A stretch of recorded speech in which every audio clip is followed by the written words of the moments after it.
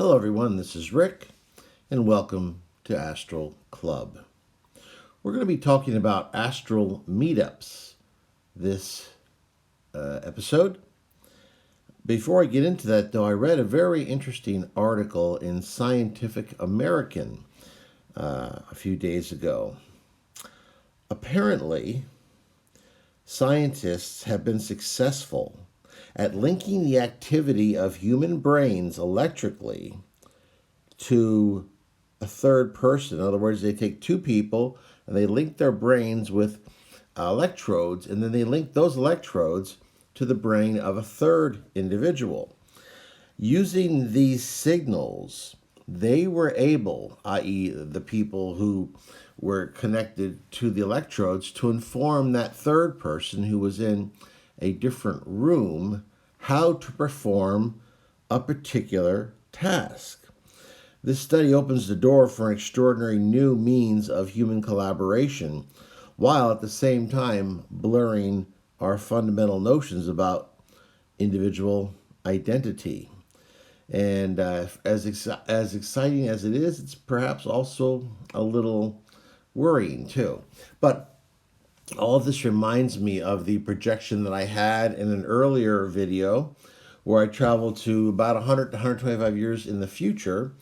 And that's when I was confronted with a tsunami, when there was various safety enclosures for people to weather this tsunami. But also, I discovered that everyone of that time was linked with some sort of an interlink which connected them together and to some sort of planet-wide internet. It's interesting now to see the early seeds of this type of technology currently being successfully experimented with. However, the main topic of this video is Astral Meetups. Now, in this video, I'm going to discuss a question that I get on a regular basis. And it usually centers around, have you ever gotten together with someone else on the astral? Or better yet, have you been able to organize or take part in some sort of a group of astrally projected individuals who ahead of time decreed that they would meet at a certain time, place, coordinates, what have you, and then interacted with them on the astral? I can say that the basic idea of an astral meetup is possible.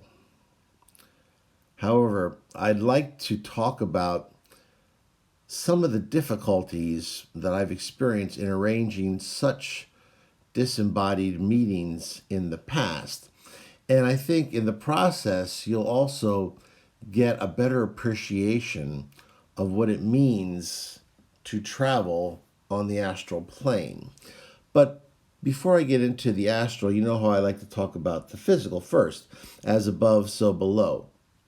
My wife used to set up seminars or meetups, if you will, for shamanism and other types of activities of a spiritual nature. And she would get lists of people together after doing a variety of marketing. She'd line up hotels, make arrangements for these people to stay at these hotels if they were coming from out of town, get directions, instructions to all these people, make sure they knew when and where they were supposed to show up, especially since the hotel selected was normally in a place that most people attending had never visited before. So watching her go through all these gyrations to set up this physical meeting always reminded me of herding cats.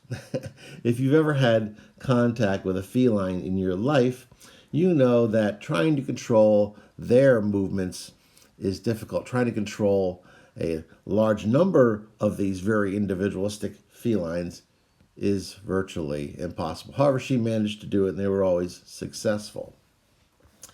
But how is the astral? How is an astral meetup different? How is perhaps it a little bit more challenging. Now, I mentioned before that I did have one particular meetup that we talked about. This was when I was a teenager. And I met up with an older woman on the Astral Plane who I learned shortly thereafter lived very close to where I grew up as a teenager. We met several times on the Astral before breaking it off due to the differences in our ages. Now, how was this joint meeting possible? Well, to start with, we were both accomplished astral projectors. Next, we lived no more than a few blocks from one another. So the journey in the astral was easily line of sight from a moderate elevation. The first time we met was by accident, while the second time was by design. We set a time and place and both managed to make the appointment. Now let's discuss the types of astral meetups that I have managed to set up in the past, and some of those challenges that were encountered. Now, first of all parties must be contacted in the physical because they have to agree upon a time and a place to actually have this particular experience. So that's the first stage you have to get by. Relatively easy. Now, secondly, we have to understand that most people cannot astral project reliably on command. I've had easily over 1,000 astral projections at this point in my life. And I average about a 30% success rate in the cold months, fall and winter, and about a 25% in the warmer months. I don't know why that is. It's just something that I've observed. Now, by that I mean within 1/2 hour of falling asleep and deciding to project, I will succeed on average about 30% of the time and fail the other 70% of the time.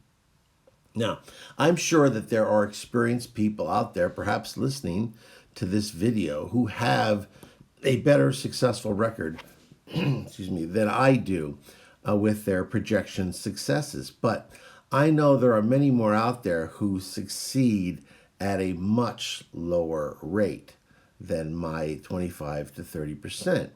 So, of course, this means that just for me, the person who would, say, organize such a gathering, that there'd be at least a 70 or 75% chance that I would miss the very meeting that I had organized. And I can't think of anything ruder than that. Thirdly, in all my meetup successes, I have joined one person whose physical body was relatively close by.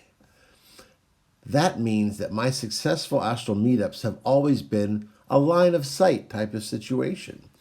In other words, either right they were very close to me while I was projecting, or I could go up into the sky and see where they were living at the time in a line of sight situation.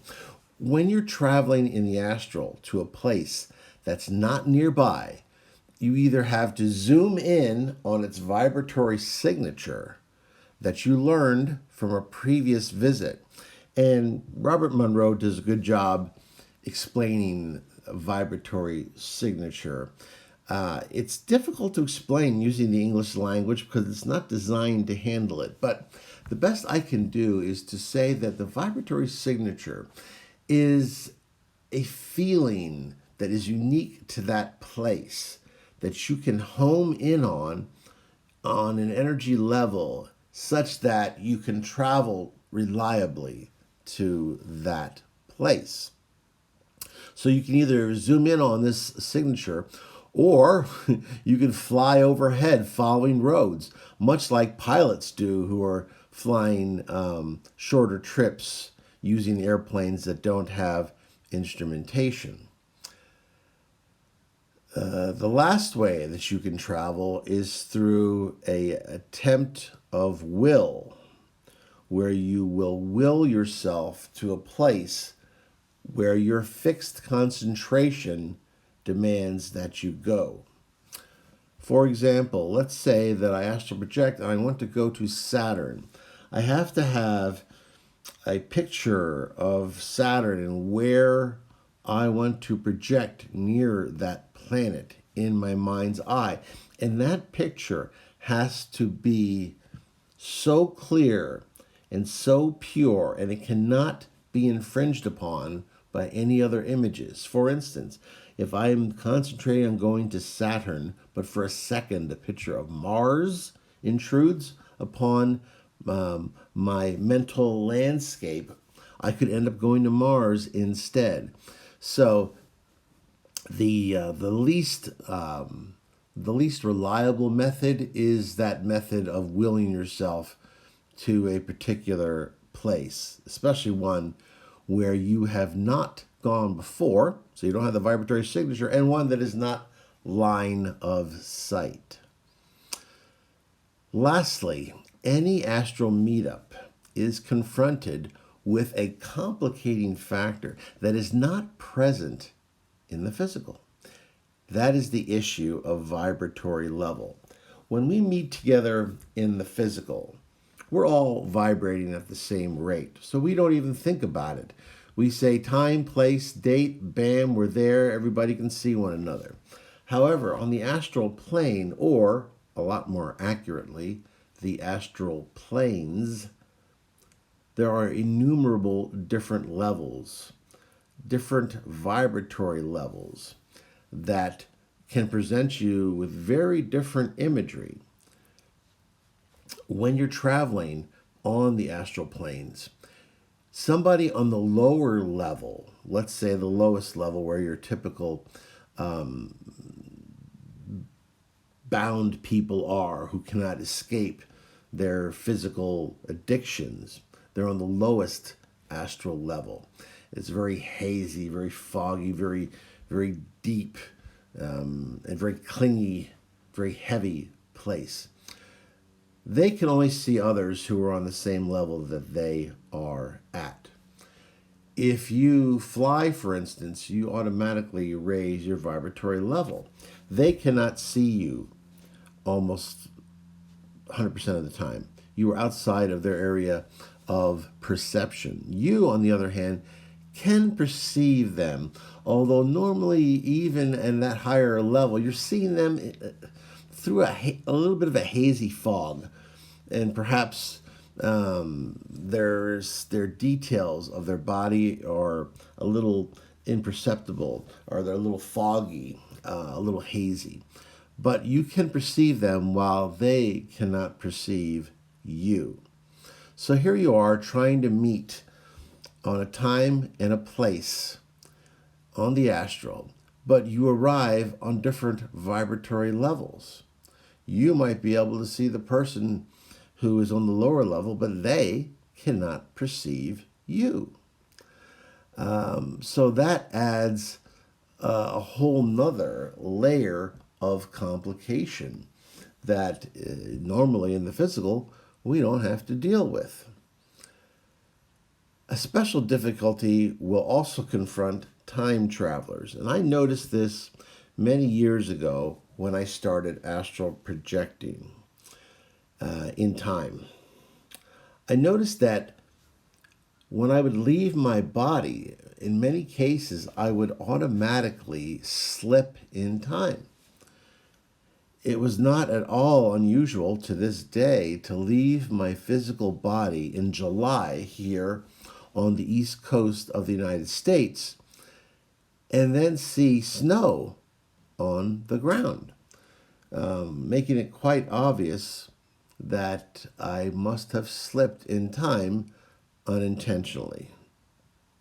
So, those are some of the challenges that will meet anyone who wishes to meet one person or even more challengingly, to put together a group of people and try to get them all herded together like those felines in that one time and place and vibratory level where you can all interact with one another. I think that is something that as you improve your astral projection skills, I would encourage you to do that with another person who preferably lives nearby you, and preferably a partner if at all possible, because that is the easiest of astral meetups. And then perhaps down the line, when levels of expertise have dramatically increased, we can talk about overcoming some of these more profound examples of meetups that present some of the challenges that I have just shared with you. Well, that is Astral Meetups. I hope you enjoyed this presentation, this video. I want to thank everyone who has subscribed recently.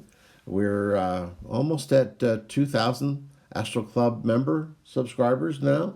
I'm very excited about that. Please like, share, and subscribe if you haven't done so already.